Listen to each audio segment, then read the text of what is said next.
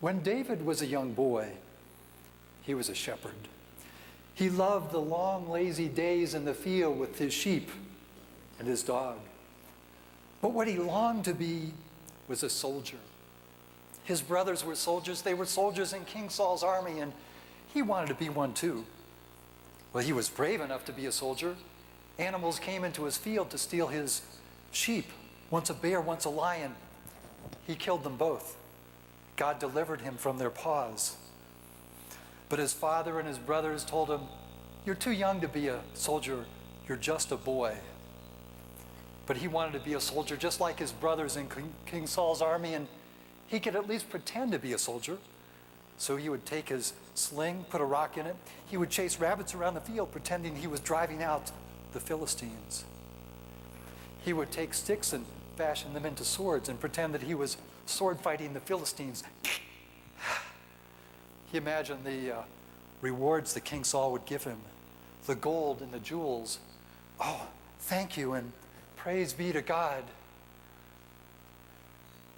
Well, at least he could pretend he was a soldier. But one day his father came to him and asked him to take some food to his brothers in the field in King Saul's camp. He was so excited when he heard that. He thought of all the things that he would see there as they prepared for battle. The Israelite army was in one side of the field. The Philistines were on the other. There was a battleground between. He thought of maybe that there would be wrestling matches, spear throwing contests as they prepared for battle. Maybe he would even see a battle.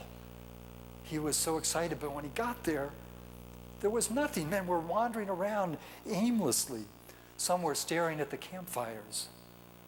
He went over to his brothers and gave them the food and asked his brothers what was going on. One of his brothers, without even looking up, said, "Goliath, Goliath of Gath." You see, 40 days earlier, out of the Philistine camp emerged a giant, Goliath of Gath. He was 9 foot tall. He was covered in bronze from head to foot. His helmet was made of bronze. His shield was made of bronze. His bronze breastplate alone, it was said, weighed 130 pounds. His spear was as wide as a weaver's beam, and his tip was beaten iron. 40 days earlier, out of the Philistine camp, Goliath emerged. And they could hear the banging of spear against shield. Dong! Dong! Dong! Israelites! Israelites! I challenge you. I am Goliath of Gath. Why should many die? Send your champion to fight me. If I lose, we will surrender. But if you lose, you will surrender. Saul, King Saul, why not you? I have heard you have killed thousands. Come and kill me if you can.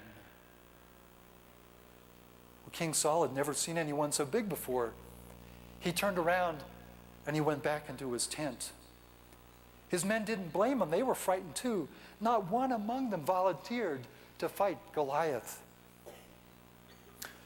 Well, for 40 days, Goliath had come out and hurled curses across the valley. This day was no different. No sooner had David said, "Well, what about this Goliath?" when they could hear the banging of spear against shield. Dong! Dong! Dong! Israelites!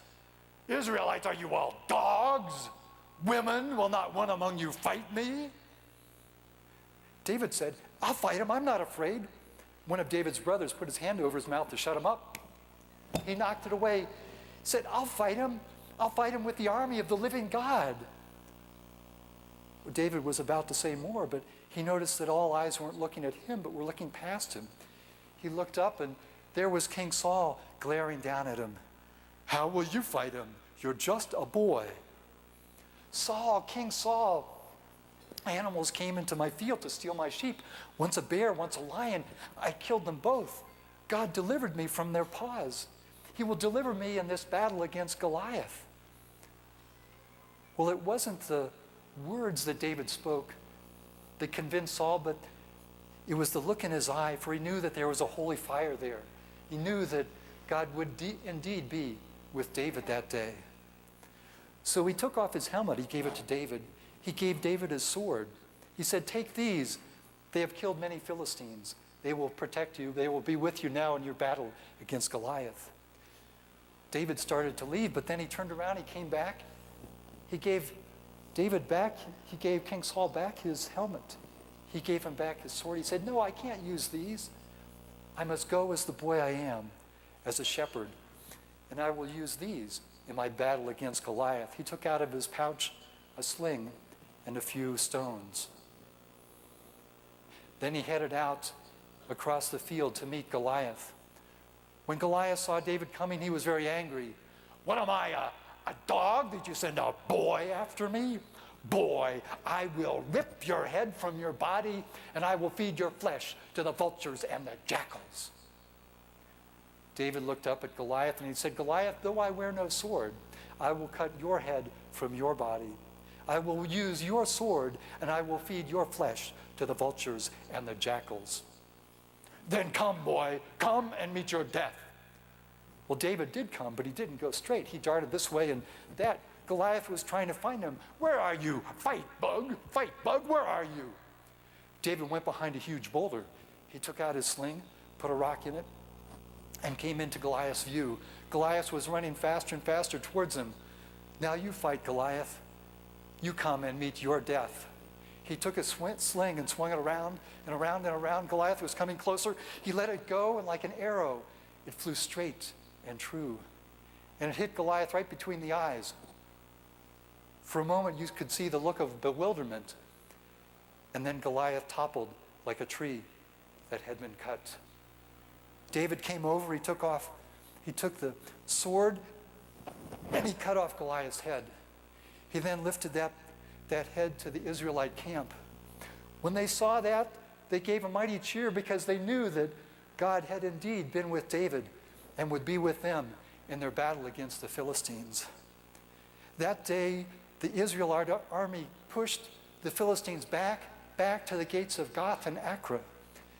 That day they were victorious, and it all happened because of a boy, his sling, and his belief in the Lord.